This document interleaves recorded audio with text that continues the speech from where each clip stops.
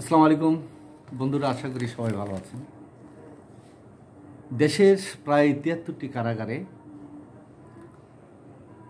সবকটিতে red alert জারি করা হয়েছে। যে রেড অ্যালার্ট যখন জারি করে তখন বুঝতে হবে যে এই কারাগারগুলোকে কেন্দ্র করে কোনো না কোনো নাশকতামূলক কর্মকাণ্ডের একটা ঝুঁকি তৈরি হয়েছে এবং সরকারের কাছে সেই তথ্য আছে।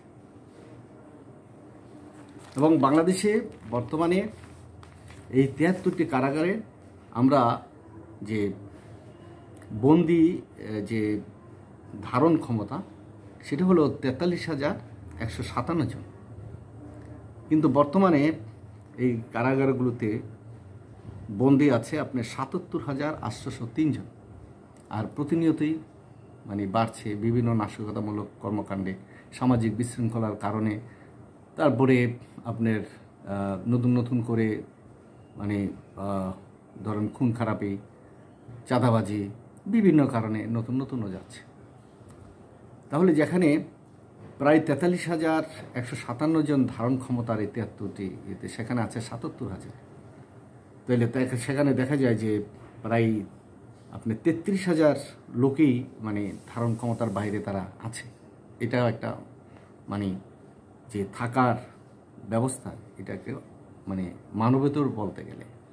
কারণ যখন আপনার শাস্তি না হবে, বিচারে যখন প্রমাণ না হবে যে সে দোষী, ততক্ষণ পর্যন্ত তাকে কিন্তু দোষী বলা যাবে না। কিন্তু রাষ্ট্রের নিরাপত্তার সাথে, সমাজের শান্তি শৃঙ্খলার স্বার্থে পুলিশ প্রশাসন কিংবা পুলিশ, র্যাব, তারপরে বিভিন্ন সংস্থাগুলো তাদেরকে যেভাবে গ্রেপ্তার করে তাদেরকে নিয়ে যাওয়া হয়, তার পরবর্তী পর্যায়ে বিচারে মুখোমুখি হলে যারা সাজা পাওয়ার তারা সাজা পায়, আর যারা বের হয়ে যাওয়ার তারা বের হয়ে যায়।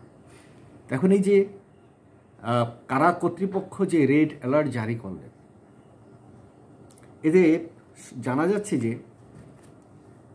যে মৃত্যুদণ্ডপ্রাপ্ত ৩ আসামি সম্প্রতি পালিয়ে যাওয়ার তারা চেষ্টা করেছে।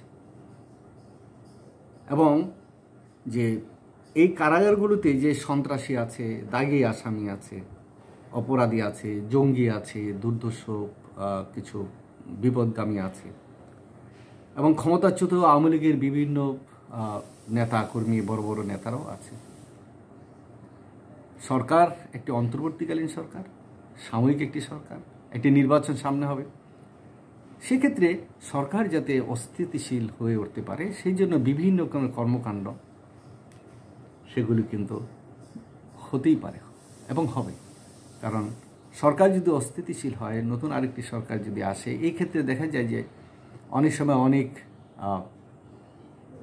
আপনার এই বন্দিরা বের হয়ে যাওয়ার সুযোগ পায়, সাধারণ ক্ষমা ঘোষণা করে।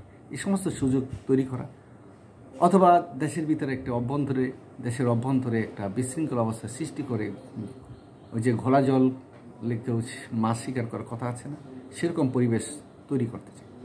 তবে কারা কর্তৃপক্ষ যে অ্যালার্ট দিয়েছেন সেটা নিশ্চয়ই কোনো তথ্যের ভিত্তিতে, সেই তথ্যের সাথে, সেই সূত্রের সাথে যারা এর সাথে জড়িত তাদেরকে চিহ্নিত করে তাদের বিরুদ্ধে দ্রুত ব্যবস্থা নেওয়া খুব জরুরি।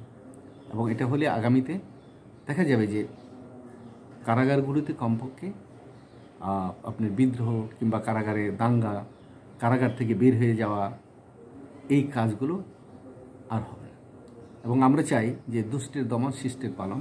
যারা দুষ্ট তাদেরকে আইনের আওতায় আনা, আর যারা আসলে শিষ্ট, যারা ভালো, তাদেরকে লালন পালন করা। এটি হলো মূল দায়িত্ব পরিচয়। আর অনাহুতভাবে যাতে কাউকে